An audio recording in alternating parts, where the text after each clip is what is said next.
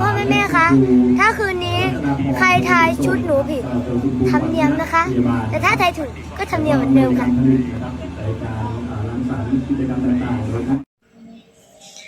สบายดีพี่น้องสวัสดีค่ะพี่น้องจ๋ามาพบพ่อกับซ่องสาวตุ๊กแนลอีกคือเก่าเด้อมามื้อนี้มาพบพ่อกันอยู่ที่เฮือนของลุงเนาะพี่น้องมื้อนี้สาวตุ๊กก็มาแปลงรถน้ำเบาดอนเนาะพี่น้องเนาะมื้อนี้ก็เป็นวันอาทิตย์พี่น้องเป็นวันหยุดของหลายๆคนเนาะพี่น้องเนาะแต่ว่าบ่แม่นวันหยุดของเบาดอนเนาะพี่น้องคือถูกวันจันทร์ถึงวันเสาร์คือเพิ่นจะส่งปูนเนาะพี่น้องเนาะแล้วบัดทีนี้แบบว่ารถปูนก็คือแบบว่าขนปูนมาก็เป็นอาทิตย์แล้วนะพี่น้องคือ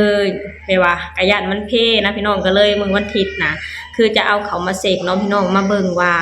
มีอีหยังที่เสียหายไปแน่ก็จะแปลงเนาะพี่น้องเนาะก็คือขับไปนำแปลงไปนำพี่น้องถ้าหากว่าป้าไว้ดนก็ย้านมันเป็นหลายก็จะเสียเงินหลายเนาะทางเฒ่าแก่เพิ่นก็เลยให้บ่ดอนน่ะมาแปลงรถเนาะพี่น้องเนาะเฒ่าแก่ก็คืออ้ายของเพิ่นนั่นล่ะเนาะพี่น้องเนาะสตูก็เลยมานำเพิ่นเนาะพี่น้องมาอยู่นำเพิ่นเบิดมื้อล่ะพี่น้องมื้อนี้เนาะมาพี่น้องเฮาก็มาเว้าถึงเรื่องราวของครอบครัวศรีวิไลกันคือเก่าเนาะพี่น้องเนาะคือเมื่อคืนนี้ครอบครัวศรีวิไลก็พากันไปร้องเพลงหรือไปร่วมงานอยู่ที่งานโครงการแบ่งปันน้ำใจของเด็กไทยเนาะพี่น้องอยู่ที่จังหวัด101ภาคอีสานเนาะพี่น้องเนาะซึ่งเมื่อคืนนี้ก็ภาพบรรยากาศก็เป็นไปด้วยความม่วนซื่นราบรื่นไปได้ด้วยดีเนาะพี่น้อง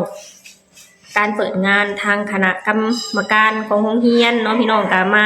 เปิดงานเนาะพี่น้องมาบอกถึงการสมทบทุนหรือว่าการร่วมงานของแต่ละภาคส่วนเนาะพี่น้องพอเว้าเรียบร้อยแล้วก็คือก็สิมามีการเปิดงานเนาะก็คือโดยที่มีนักเรียนของโรงเรียนนะพี่น้องมาเปิดงานมาฟ้อนหรือว่ามาเต้นเนาะพี่น้องเนาะซึ่งภาพบรรยากาศก็ม่วนซื่นพี่น้องแต่ละคนก็ฟ้อนออกมาอย่างดีแล้วก็อย่างสวยงามเลยเนาะพี่น้องเนาะพอแบบว่าทางโรงเรียนเปิดงานแล้วเรียบร้อยแล้วเพิ่นถึงจะมอบหน้าที่การร้องเพลงให้แก่นักร้องเนาะพี่น้องเนาะซึ่งน้องธิดาราของเฮาก็พอฮอดงานแล้วเรียบร้อยแล้วก็แต่งตัวเนาะพี่น้องเตรียมตัวแต่งตัวเพื่อจะขึ้นมาร้องเพลงเนาะพี่น้องเนาะแต่งตัวไปนำแล้วก็ออกมาทักทาย FC แฟนคลับไปนำเนาะพี่น้องมาอัดคลิปส่งความคิดฮอดคิดถึงหรือส่งความสุขให้ทาง FC แฟนคลับเนาะพี่น้องเนาะโดยการที่ให้ทาง FC แฟนคลับนำมาท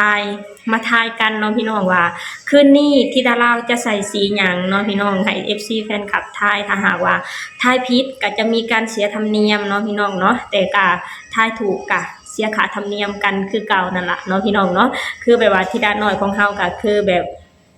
มีแต่ได้กับได้เนาะพี่น้องเนาะก็เป็นคลิปน่ารักพี่น้องที่น้องเองมาทักทาย FC แฟนคลับก่อนที่จะขึ้นไปร้องเพลง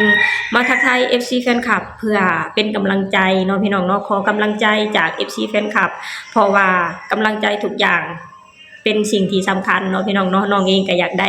กำลังใจดีๆจาก FC แฟนคลับเนาะพี่น้องเนาะเพื่อมีกำลังหรือมีแรงใจเพื่อขึ้นไปร้องเพลงเนาะพี่น้องเนาะก็จะเป็นประมาณนี้พี่น้องป้าพี่น้องเดี๋ยวเราไปชมคลิปน่ารักของธิดาน้อยที่มาทักทาย FC แฟนคลับก่อนที่จะขึ้นเวทีไปนำกันเนาะพี่น้องเนาะไปพี่น้องเดี๋ยวเราไปชมคลิปกันเลยเด้อพ่อแม่คะถ้าคืนนี้ใครทายชุดหนูผิดทำเนียมนะคะ แต่ถ้าทายถูกก็ทำเนียมเหมือนเดิมค่ะเป็นจังได๋พี่น้องพอเห็นคลิปน่ารักของธิดาน้อยก็เห็นแล้วก็ยิ้มไปนำเนาะพี่น้องเนาะน้องเองก็ออกมาทักทาย FC แฟนคลับเพื่อเป็นกำลังใจในการขึ้นไปร้องเพลงเนาะพี่น้องเพราะว่าทุกกำลังใจของน้องจาก FC แฟนคลับเป็นสิ่งที่สำคัญเฮ็ดให้น้องน่ะมีกำลังใจที่จะขึ้นไปร้องเพลงเนาะพี่น้องเนาะซึ่งค่าธรรมเนียมของน้องก็คือทายถูกก็เสียทายผิดก็เสียคือเก่านั่นล่ะพี่น้องคือทาง FC แฟนคลับเพิ่นก็คือสิว่าโอ๊ยธิดาน้อยถึงเจ้าสิบ่มีธรรมเนียมให้ทาง FC แฟนคลับทุกคนก็คอยดูแลแล้วก็คอยซัพพอร์ตเจ้าอยู่ตลอดเวลานั่นล่ะเนาะพี่น้องเนาะก็จะเป็นประมาณนี้พี่น้องเพราะว่าทาง FC แฟนคลับเป็น FC ที่มีคุณภาพเนาะพี่น้องคอยสนับสนุนคอยดูแลครอบครัวศรีวิไลอยู่ตลอดเวลาเนาะพี่น้องบ่ว่าครอบครัว ศรีวิไลจะเดินทางไปไสก็จะมีทาง FC แฟนคลับนะคอยไปสนับสนุนแล้วก็คอยไปส่งกำลังใจอยู่ตลอดเวลาเนาะพี่น้องเนาะก็จะเป็นออกมานี่พี่น้องครอบครัวศรีวิไลเป็นครอบครัวที่อบอุ่น FC แฟนคลับเป็นครอบครัวที่มีคุณภาพเนาะพี่น้องบ่ว่าจะไปไสก็คือตามไปให้กำลังใจอยู่ตลอดเวลาเนาะพี่น้องเนาะซึ่งเมื่อคืนนี้พี่น้องทางครอบครัวศรีวิไลเพิ่นก็ได้โพสต์ลงเนาะพี่น้องเป็นภาพบรรยากาศของเด็กๆเนาะพี่น้องภาพบรรยากาศของ FC ตัวจิ๋วที่ไปรอที่จะมาขอถ่ายรูปกับธิดาลาวของเฮาเนาะพี่น้องเนาะซึ่งแต่ละคนก็พากันไปเฝ้ารออยู่หลังเวทีเนาะพี่น้องเนาะคือแบบว่าการขึ้นไปร้องเพลงของน้องในเมื่อคืนนี้ก็คือส่งผลดีให้กับตัวน้องนั่นก็คือเฮ็ดให้น้องน่ะได้ฝึกฝนหล่อหลอ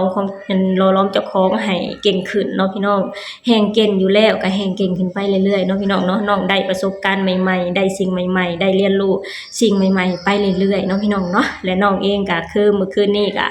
ทำหน้าที่อย่างดีและเต็มที่เนาะพี่น้องเนาะแล้วก็ส่งผลดีต่อทาง FC แฟนคลับตัวจิ๋วนั่นก็คือบางคนเขาเจ้าก็มีความฝันที่อยากเป็นนักร้องเนาะพี่น้องแล้วพอได้เบิ่งธิดาน้อยของเฮาก็จะเฮ็ดให้ทาง FC ตัวจิ๋วน่ะมีแรงผลักดันเนาะพี่น้องเนาะฮู้ตัวเองว่าตัวเองมักหยังเนาะพี่น้องเนาะแต่คือว่าล่ะพี่น้องถึงจะมักจังใดก็คือการศึกษาก็